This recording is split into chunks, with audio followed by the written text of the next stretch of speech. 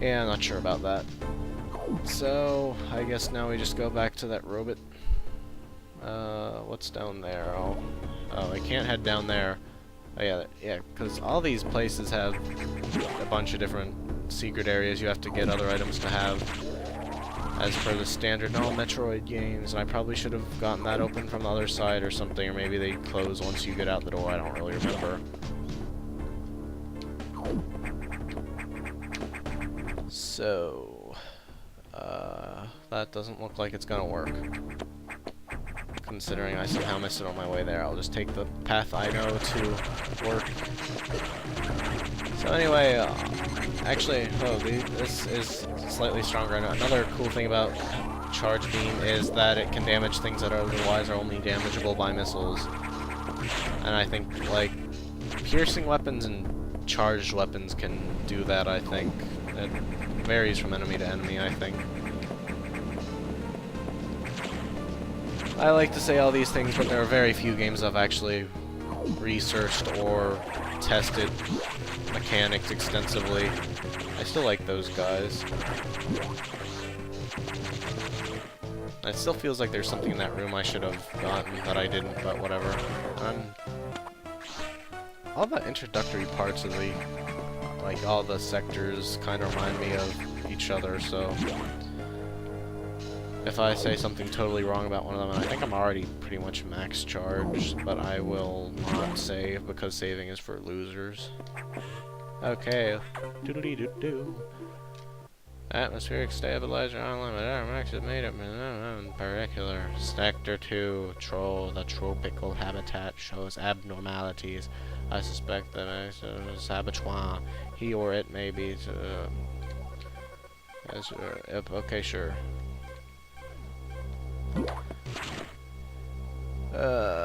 So anyway, more unnecessary elevator cutscenes. Elevators in Metroid games always kind of irked me because I don't want loading times in old games. I mean, it's a neat way to separate areas, but nah, they should be able to skip them. I mean, most of the time they're not too long.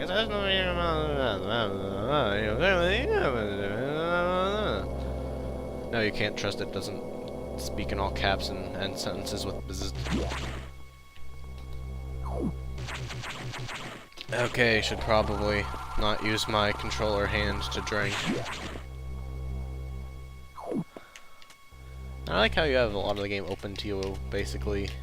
You can ignore instructions, and I keep using controller ricochet to make myself duck by pointing up and wasting time, more importantly. So, TRO, this is one of my favorite sectors. It's sort of like the tropical type parts of SRX 30D88, except more boring, I guess. I don't know. It's really small when you don't have the secret rooms. It's a X mimicking you. I've named it the Samus X. Sure, I always call it Samus X, but I guess it's just SAX, but meh. I mean, yeah, it's Metroid. I'm really a downright wacky guy. Okay. How do you mimic upgrades like that?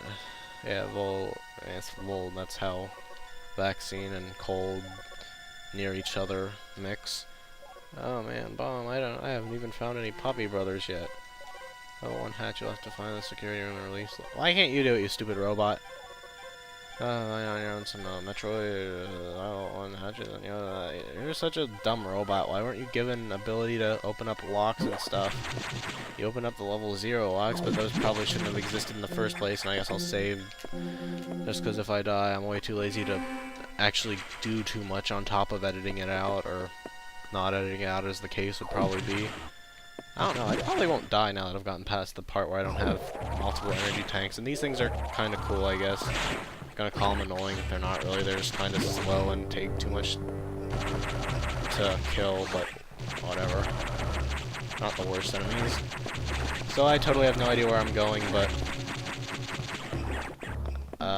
the classic strategy of shoot everything and run around until you find what you're supposed to be doing doesn't really stop working in the main story Metroid games. Once you're going for 100%, you might have to add a little bit of brain power, and these things are really annoying, I believe. I like these caterpillars. I like 2D shooters, actually. You should probably play more of them besides Metroid and only Metroid. I like how you start out with the grippity grab. Or not most of the time, but at least in Zero Mission, which was my first or I think my first Metroid game in general. You didn't. And yeah, there is the lock we need to pick, so probably not too much sense in coming this direction first, but not too much sense in much of the stuff I do, so maybe they damage you a lot. Yeah, those are pretty damaging enemies. Not the most damaging in the game, of course, but yeah, they're still kind of damaging, I guess. Mostly because when I was a kid, I didn't really like killing things before I tried to advance through the area because I probably got lost or something. I was pretty good at Metroid. I was old enough to understand the Metroids because I was given ridiculous rewards if I understood them. That promoted me being good at the game, I guess. And definitely, I mean, by the nature of Metroid not really being any kind of linear at all, basically there are people who are crazily good at this, so I can't ever really compare myself to people who like are passionate about the series and let's play it because they're the world's best at the game. And I don't know, I'm mainly doing this game just because I enjoy it and I like it and it's a fun game. And if that's wrong, I want to be right. And wait, that was marked on the map, what? That's smart, open up. You'd think you could just, like, somehow nuke that one door or other instead of letting the rest of the research facility open to the X-parasites, but whatever.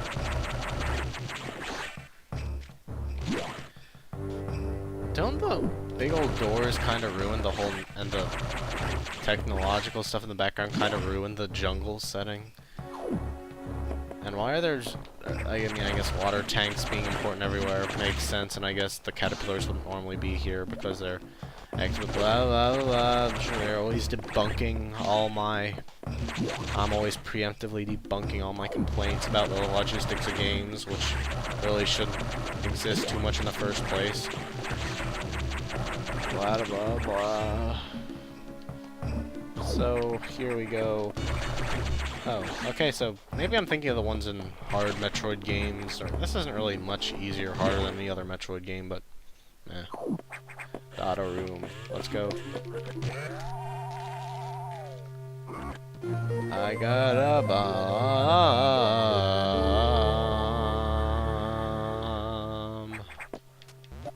Hooray. Only 4, that's not enough. I want infinite bombs. And at this point, you can basically extend any vertical area you couldn't otherwise, and probably do a bunch of other glitches. Oh, those are probably the guys who did the much damage. And wait, what was all that banging and whatnot? I heard.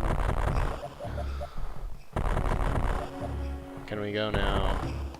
Oh, that was all for this. Don't want to bomb things that aren't just the next area.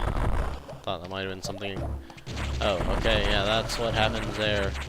Whoops, now that door doesn't work anymore. You'd think destroying it would kind of make it not...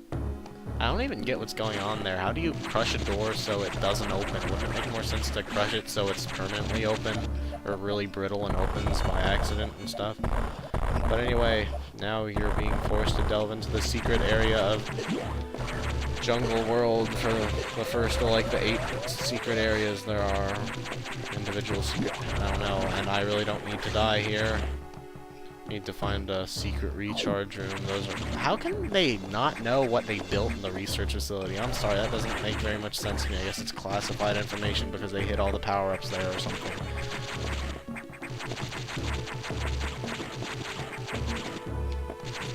Yeah, oops, I should quit having an analytical brain because it's ruining video games for me, and I really need more health. I only have half of a tank. There we go. Now I have 71/99ths of a tank. That's a considerable difference. Oh, gosh. That's probably why I don't like these guys. That is probably why I do not like those guys. Cough, cough, cough, cough, cough. Do.